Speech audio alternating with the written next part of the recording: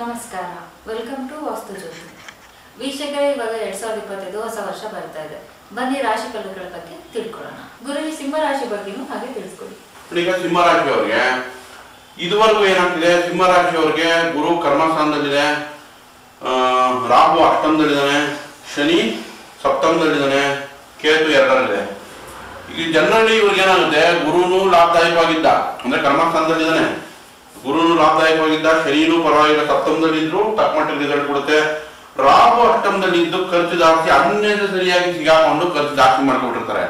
ಆದ್ರೂ ಕೂಡ ಇವ್ರಿಗೆ ಕೆಲಸ ಕಾರ್ಯಗಳಲ್ಲಿ ಅಂತ ಏನು ತೊಂದರೆಗಳಿರಲ್ಲ. ಬಟ್ ಕೇತು ಎರಡರಲ್ಲಿದ್ರೆ ದುಡ್ಡು ನಿಲ್ತಿರಲ್ಲ, ಕನ್ಯಾ ರಾಶಿ ಕೇತು ಇದ್ದಾಗ. ಬಟ್ ಆದ್ರೂ ಈಗ ಅದು ಚೇಂಜ್ ಆಗುತ್ತೆ. ಸಿಂಹ ರಾಶಿಯವರಿಗೆ ಗುರು 11ನೇ ಮನೆ ಕೊಡ್ತಾ ಇದ್ದಾನೆ. ಸೊ ಸಿಂಹ ರಾಶಿಯವರು ವಧುವರ ಅನ್ವೇಷಣೆಗಾಗಲಿ, ಶುಭ ಕಾರ್ಯಗಳಾಗಲಿ, ಗೃಹ ಪ್ರವೇಶ ಮಾಡೋದಾಗಲಿ, ಎಲ್ಲಾ ರೀತಿಯ ಶುಭ ಕಾರ್ಯಗಳು ಸಿಂಹ ರಾಶಿಯವರಿಗೆ ಚೆನ್ನಾಗಿ ನಡೆಯುತ್ತೆ.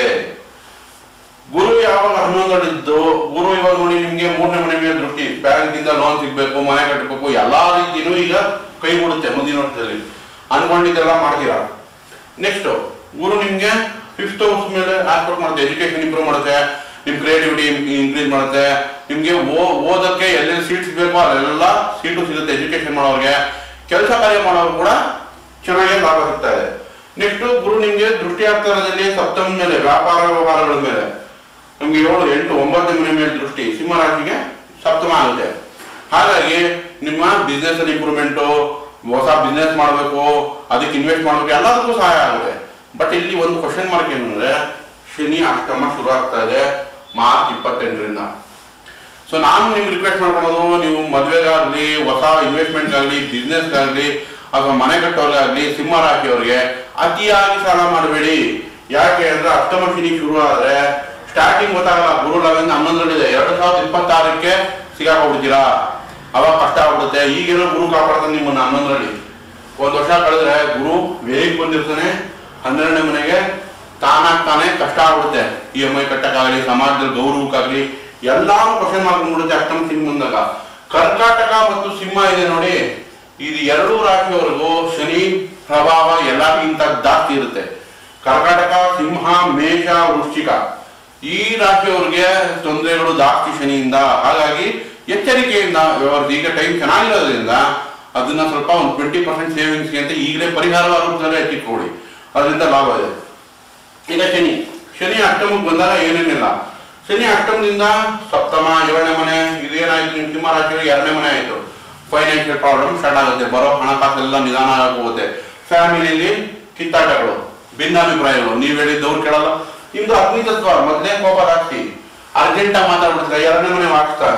ಮತ್ತೆ ಮಾತು ಕೊಟ್ಟು ಕೇಳಿಸ್ಕೊತೀರಾ, ಮಾತಾಡುವಾಗ ಹುಷಾರಾಗಿ, ಕೋಪ ಕಮ್ಮಿ ಮಾಡ್ಕೊಳ್ಳಿ. ನೆಕ್ಸ್ಟ್ ಈಗ ಶನಿ ದೃಷ್ಟಿ ನೋಡಿ ಇಲ್ಲಿ ಬೀಳ್ತಾರೆ. ಇವಾಗ ನಮ್ಮ ಸಿಂಹ ರಾಶಿ ಏನು ಕರ್ಮಸ್ಥಾನ ಆಯ್ತು, ಕೆಲಸ ಓಕೆ ನಿರಂತರ ನಡೆಯುತ್ತೆ, ತೊಂದರೆ ಇಲ್ಲ, ನೆಗೆಟಿವ್ ಏನ್ ಬರಲ್ಲ, ಅದು ಫ್ರೆಂಡ್ಲಿ ಹೋಗ್ತಾ ಆಯ್ತು. ಇಲ್ಲಿ ನಮ್ಗೆ ಇದು ವೃಷಭ ರಾಶಿ, ಶುಕ್ರನ ಆಯ್ತು, ಶನಿಯಿಂದ ಲಾಭ ಬಂತು. ಬಟ್ ಈ ಕುಟುಂಬ ಸ್ಥಾನ ನೋಡ್ತಾನಲ್ಲ, ಫ್ಯಾಮಿಲಿ ಡಿಸ್ಟರ್ಬೆನ್ಸು, ಹಣಕಾಸು ಬರೋ ನಿಧಾನ ಆಗ್ಬಿಡುತ್ತೆ. ನಂತರ ನಾವು ಇಲ್ಲಿ ಪಂಚಮ ಎಜುಕೇಶನ್ ನಿಧಾನ. ಸಿಂಹ ರಾಶಿ ಮಕ್ಕಳು ಸ್ವಲ್ಪ ಸೋಂಬೇರಿಗಳಾಗೋ ಚಾನ್ಸಸ್ ಹೆಚ್ಚಾಗಿರುತ್ತೆ. ಸೊ ಈಗಲೇ ಅವರು ಸ್ವಲ್ಪ ಒಂದು 10-20 ನಿಮಿಷ ಸ್ಪೋರ್ಟ್ಸ್ ಸಮಯದಲ್ಲಿ ಆಕ್ಟಿವಿಟಿ ಇಟ್ಕೊಳ್ಳೋದು, ಸ್ವಲ್ಪ ವಾಕಿಂಗು ಅಥವಾ ಯೋಗನೋ, ಬ್ರೀತಿಂಗ್ ಎಕ್ಸರ್ಸೈಸು, ಮೆಡಿಟೇಷನ್ನು, ಯಾವ್ದನ್ನ ಒಂದು ಆಕ್ಟಿವಿಟಿ ಮಾಡೋದ್ರಿಂದ ಇವ್ರಿಗೆ ತಕ್ಕ ಮಟ್ಟಿಗೆ ರೆಮಿಡಿ ಆಗುತ್ತೆ ಶನಿಯಿಂದ. ನೆಕ್ಸ್ಟ್ ಬದಲಾವಣೆ ಆಗ್ತಾ ಯಾವುದು, ರಾಹು ಕೇತುಗಳು. ಈ ಕೇತು ಕನ್ಯಾ ರಾಶಿಯಿಂದ ಸಿಂಹ ರಾಶಿಗೆ ಬಂದ್ಬಿಟ್ಟು, ಮೀನ ರಾಶಿಯಿಂದ ರಾಹು ಸಪ್ತಮಕ್ಕೆ ಬಂತು. ರಾಹು ಅಷ್ಟಮಕ್ಕಿಂತ ವಾಸಿ ಸಪ್ತಮದಲ್ಲಿ, ಬಿಸ್ನೆಸ್ ಚೆನ್ನಾಗಿ ಇಂಪ್ರೂವ್ ಮಾಡ್ತಾನೆ. ಸೊ 1 ವರ್ಷ ನಿಮಗೆ ವ್ಯಾಪಾರ ವ್ಯವಹಾರದಲ್ಲಿ ಏಳಿಗೆ ಚೆನ್ನಾಗಿದೆ.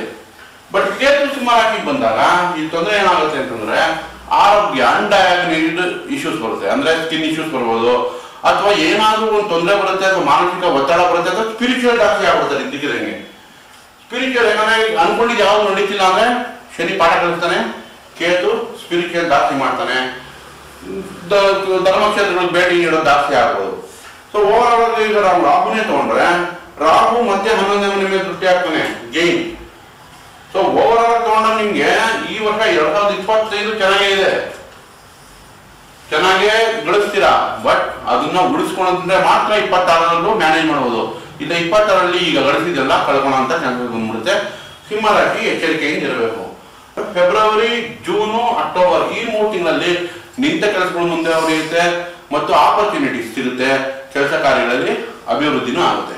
ಅಷ್ಟಮ ಶನಿ, ಶನಿಗೆ ರೆಮಿಡಿ, ಹಾರ್ಡ್ ವರ್ಕರ್ಗೆ ಏನಾದರೂ ಒಂದು ದಾನ ಕೊಡಿ, ಅದರಲ್ಲೂ ಐರನ್ ಟೂಲ್ ಕೊಡಿ. ಹಾರ್ಡ್ ವರ್ಕರ್ಗೆ ಮೆಕ್ಯಾನಿಕ್ಗೆ ಉತ್ಪಾದನೆ ಕೊಡೋದಾಗ್ಲಿ ಅಥವಾ ಒಂದು ಬಾಂಡೆ ಕನ್ಸ್ಟ್ರಕ್ಷನ್ ವರ್ಕರ್ ಕೊಡೋದಾಗ್ಲಿ, ಅದರಿಂದ ಹೆಲ್ಪ್ ಆಗುತ್ತೆ. ಹನುಮಾನ್ ಚಾಲೀಸ, ರಾಮ ರಕ್ಷಾ ಸ್ತೋತ್ರ ಇದು ಹೆಲ್ಪ್ ಮಾಡುತ್ತೆ. ಸೊ ಸಿಂಹರಾಶಿಯವರು ಈಗ ರೆಗ್ಯುಲರ್ ಮಾಡ್ಕೊಂಡ್ಬೇಕು ಹನುಮಾನ್ ಚಾಲೀಸ, ರಾಮ ರಕ್ಷಾ ಸ್ತೋತ್ರ. ಕೋಪ ಕಮ್ಮಿ ಮಾಡ್ಕೋಬೇಕು, ಯಾವುದು ಮಾತಿಗೆ ಸಿಗಾಕೋಬಾರದು, ಇದು ಧೈರ್ಯ ಕೆಡಬಾರದು.